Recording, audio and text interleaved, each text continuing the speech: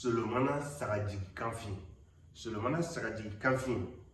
Nebe fait ka banayake.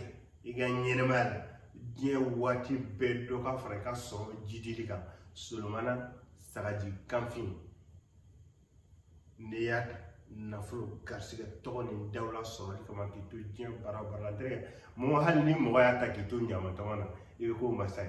Ibalo ale fana ga kabakoi. Mo minu be nubu juya. Inyebe mi inyete mi dogolina bangene juwe mi yelema kake force doy kanila pour que kika setigia sinsi o lieu de kika dili mo minu ko kika yirite nu o lieu toro do bolu so fol be nyene ko ebi ka yiri ebi jiga ko wa be nu ebi ka fentigi yelema tuta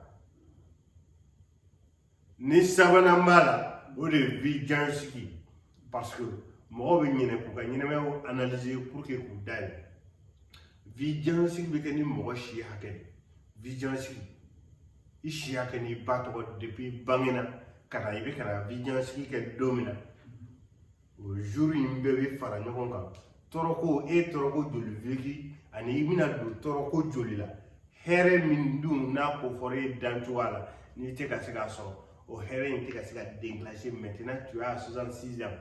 Depuis il y a 5 ans, vous le voyez comme la Québec massacre, ici, Béga Mobile, maintenant, il a retraité, il a pour la retraité la Sissa, ni de la retraité la Maralente à Bebena, Donatemema, sorta Bena Duntam. Tu m'as donné la fait avec Jigona, il a sakito, barra la partie, ni tara retraité la Ebola Moulon Food. Donc, pour que qui soit ne fa ne pas très na, il a ni chi hakedi. Ani battre ika vigilance ka utiliser tout ika nga consommer tout pour que tu ka nyema renouveler ka activer ka nyema ya kurake ka ni kurafie ki ka virune fabe digi kono yeshi hake minu teme et c'est ala to falo tunu ko ka shi kurai ka fara ishi na toka pour que ka ska frais ika setiam